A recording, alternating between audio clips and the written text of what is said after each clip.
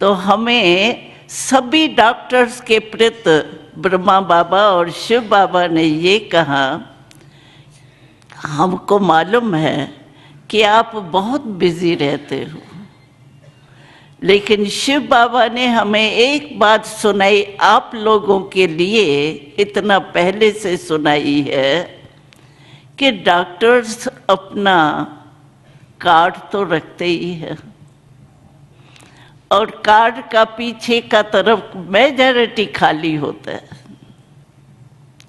तो बाबा ने हमें कहा कि डॉक्टर्स कैसे सेवा कर सकते हैं, उसका आप सबके लिए सेवा का साधन भी बताया। तो जो आप कार्ड होता ही है आपके पास, लेकिन पीछे तरफ अगर मन के ट्रीटमेंट का भी सेंटर का एड्रेस लिख दो, उन्हों को ये भी पता पड़े तो मन के रोग का भी कोई हॉस्पिटल है, तो आप डबल डॉक्टर का काम कर सकते। तो ये बाप दादा का आप सभी डॉक्टर्स के प्रति पहले से ही डायरेक्शन है।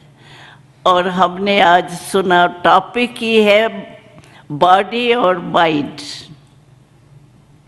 मेडिटेशन का अर्थ ही है मन परमात्मा में लगाना, क्योंकि जब गीता में भी 2 बार आता है ये महामंत्र, मन मना भाव मध्याजी भाव। तन मना नहीं कहा है भगवान ने, धन मना नहीं कहा है, मन मना भाव कहा है। क्योंकि मन का कारण ही है, मन ही खुशी भी अनुभव करता, मन ही दुख का भी अनुभव करता है। तो मूल मन है, इसीलिए गीता में भी है मन मना भाव मध्याजी भाव। तो मेडिटेशन का अर्थ ही है मन परमात्मा में लगाना। ये मेडिटेशन का कोर्स समझने से एक तो ये मालूम पड़ता है कि मैं कौन, और दूसरा परमात्मा क्या। परमात्मा के बारे में भी कितनी बातें हैं।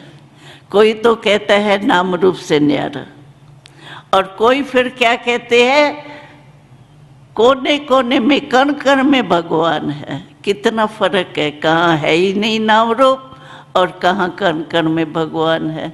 तो आखिर भी परमात्मा है क्या, हमारा पिता है और जन्म जन्म का पिता है, उसका हमको पता ही नहीं है वो कौन है क्या है।